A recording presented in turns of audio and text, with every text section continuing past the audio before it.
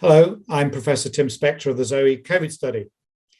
Today, on the second anniversary of the ZOE COVID Study app, we want to take the opportunity to reflect on the last 2 years and remember all those that we've lost in the pandemic.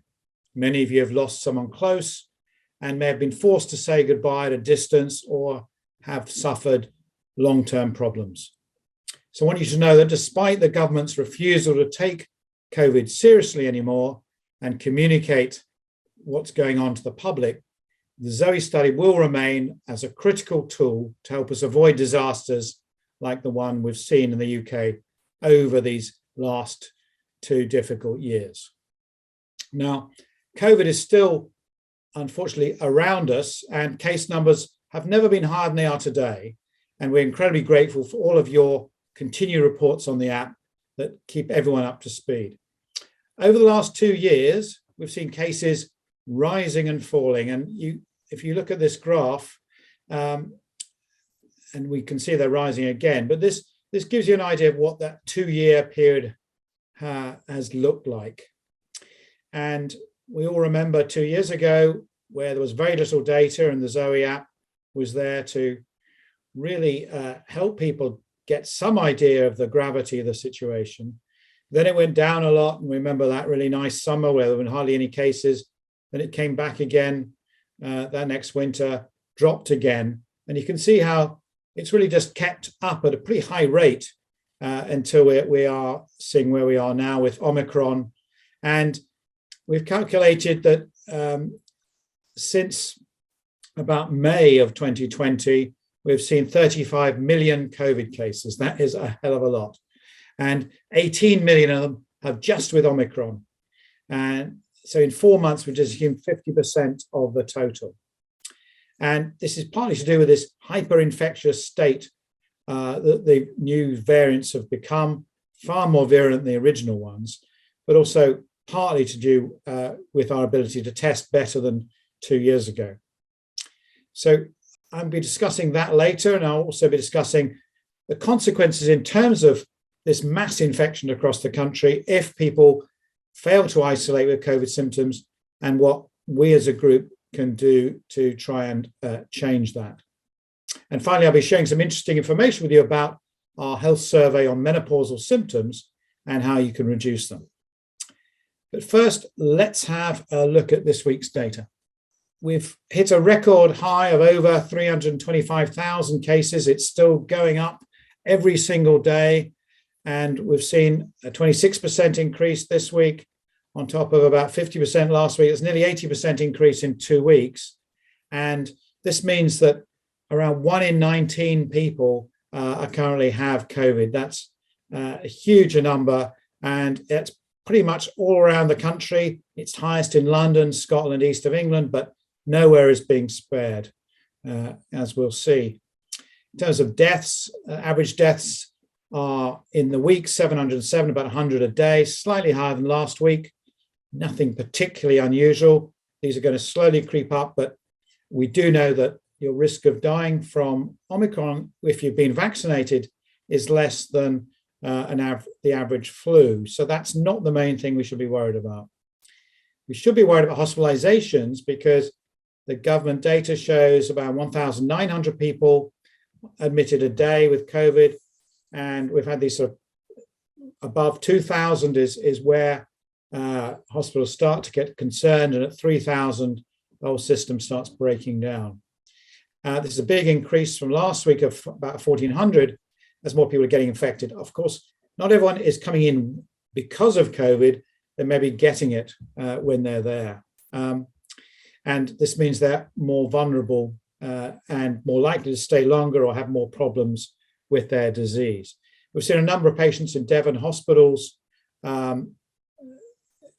because some of these hospitals had to close briefly, particularly in the southwest of England, and seeing the highest numbers ever of admissions. So we need to keep an eye on that. That's probably only going to get worse in the next few weeks. Let's look at the age groups, and we can see here that continuing to rise in all the age groups, unlike previous parts of the pandemic. Very worrying to see in the over 55s and the over 75s. These are 3 or 4 times the rate that we've seen for the rest of the year. And it highlights the need for individual measures now that generalized measures have stopped.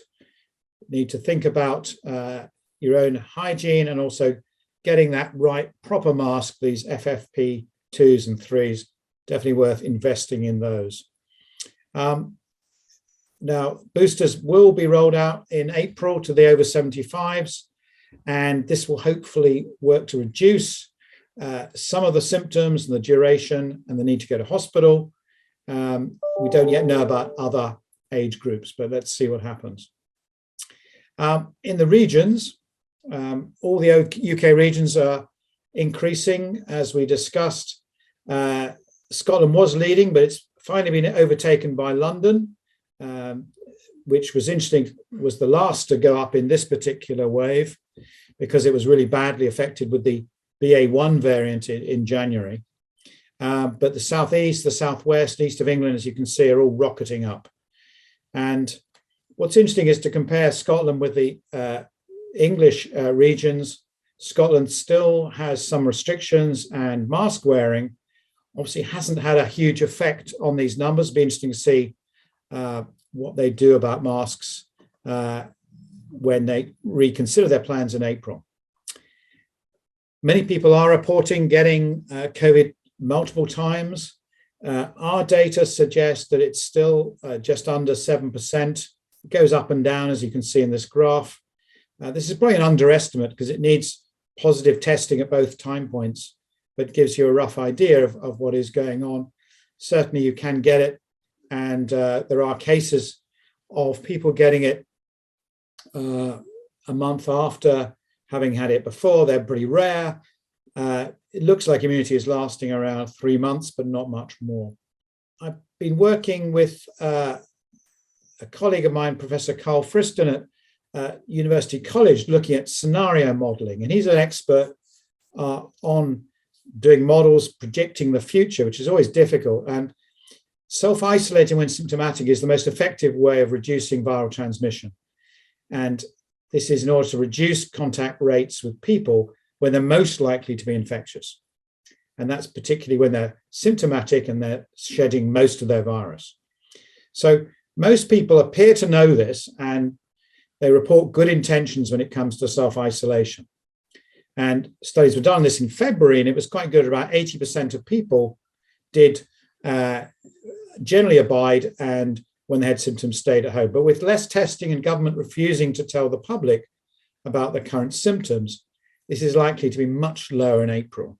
That's the sad reality. And when Carl put this into his model, assuming that we go down from people being quite well behaved to only a small proportion being well behaved, on average 2 days of isolation, on average, we see his projections here with the black line and the orange lines. And the orange line is assuming 2 days isolation. The blue line is slightly better. Now, both show an increase in hospital admissions, getting back to where we were at the beginning of the year, January, those peaks there, and an estimated 240,000 new extra admissions because of this lack of public health guidance. And this could cost the country about an extra 12 billion and massive stress on the NHS. It arguably could cause also some extra deaths with a similar cost, around 30,000. So this lack of public health advice, this total vacuum we're seeing from the government could have really a big impact on COVID. That's why it's really important for all of us to know about the symptoms, because if you don't know the symptoms, you don't know to self-isolate, and you don't know not to meet someone vulnerable.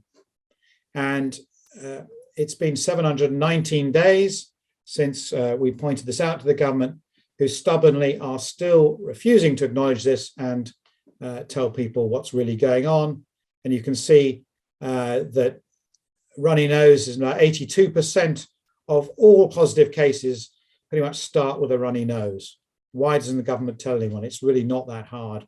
Why don't they tell hospitals and other places and care homes, etc., to stop visitors coming in if they've got them? Now, COVID is now more common than colds. This has happened a few times before, but it's quite rare. But both are still going up according to your data because we're relaxing all our restrictions. And so if you've got any respiratory symptom at all, even if you're testing negative, it's probably still highly likely to be COVID. So another look at those symptoms and remember them and tell other people. Now, in terms of lateral flow tests, now we're over nearly 1/3 cases a day and rising. We know that 80% of you who are getting sick do get a test and record it in the app. And that's what makes our ZOE app so reliable because of your amazing work. So please do continue to submit them whether they're positive or negative. And of course, they're not going to be free anymore from April. So do stock up now if you can. Our reports of being out of stock, but if you just keep trying, you generally will be able to get them as they do top up the stocks. And you often, if in the morning they didn't have, in the evening they will. I want to tell you also about our menopause work. And ZOE runs the largest study of nutrition and menopause in the world. Our latest research highlights the impact of menopause on women's metabolism, particularly the effects of your eating habits and how that relates to your health. And we found that women who go through the menopause often have higher blood pressure, increased blood sugar, more likely to have weight gain. They increase the risk of cardiovascular disease, tend to have worse sleep, and gain more body fat. That doesn't sound great, but crucially, we found that the diet and the bacterial species that are present in women's guts were at least partially responsible for these changes. Now, if you look at this graph, which is taken from one of our papers, we can see that you've got these three lines here. The black line is the premenopausal women, age-matched, perimenopause in yellow, people going through the menopause, and then postmenopausal. Given identical meals, you had this increase in inflammation in the blood. And I think this is really important. And that leads to all kinds of metabolic problems. So that's why people tend to gain weight more, because your metabolism has changed because of the menopause. And we've got a podcast coming out on this with some lead researchers. You can look at it, subscribe to the channel on here or on Apple Podcasts, and we'll put a link at the bottom. But we believe that a healthy diet focusing on gut health could lessen the symptoms, as could taking hormone replacement therapy. We've also had some great insights on the menopause symptoms from the health profiles you've only just recently filled out this month in the ZOE COVID Study app. And as well as menopause causing women to gain weight, we found that excessive weight also led to women having more severe symptoms. And as an example here, we've got over 25,000 of you who've been going through the menopause, showing that if you're overweight, you have worse symptoms. So for overweight women, they're 38% higher risk of chills or flushes due to the menopause compared to underweight women. And this is just an example of the sort of information we can get so rapidly from you when so many are filling in these questionnaires. And you can see all these different symptoms here have different effects of the risk of your weight. And there's many other analyses we can do in the future with this incredible data. So maintaining a lower body mass index, or the ratio of fat to muscle and bone, may reduce some of the symptoms associated with the menopause transition. We need to do more work to see how this interacts exactly with your diet and how we can start to tailor your diet for this. And just shows, this is just with 25,000 women going through the menopause. We obviously have many more we could be looking at with this massive project. So this shows the incredible value of collecting and getting these big numbers. We'd love to know if we can monitor menopausal symptoms for a year. We'd also like some ideas in the comments below about your ideas of mass experiments we could do, perhaps changing diet to see how we could influence the menopause. Let us know your ideas. In conclusion, rates are going up. This is a major surge. There's no signs of it tailing off. Exactly how high it can go, we don't know. There's never been a high risk for an individual for getting infected, although it's not nearly as severe as it was 2 years ago. But I think it's now down to individuals to take things into their own. So if you want to avoid it, try these tips. Firstly, don't meet anyone who's had a cold in the last 5 days, and tell your friends to look out for these symptoms, perhaps even if they've tested negative. We don't know exactly how long immunity lasts, but if you've not been infected recently, do wear a good FFP2 or FFP3 mask. They're really the only ones that have been shown to be effective. If you are symptomatic, do stay at home so you don't infect your friends. And time is running out. From the 1st of April, there will be no free tests. We don't know the availability. So forget about PCR testing. Stick to lateral flows. Make sure you're stocked up. You only need a couple when you get symptoms. You don't need to go through a whole box. And we'll leave a link in the description. But if you can't get them, just do try ordering more, because they will come online. Exactly why the government is keeping us all in the dark about symptoms, we don't know. It's really interesting why journalists don't ask the Secretary of State about changing symptoms. We really should this is a national scandal. Thanks again for all your emails of support. We'll let you know next week how we plan to keep the study going in the long term and how we might be able to harness your help. So please remember to like and subscribe our channel. If you want to be informed as soon as a video goes live, do share our app and our symptom figures, particularly with others who may not know about it. Keep an eye on our website and app for updates. And finally, support science and keep logging.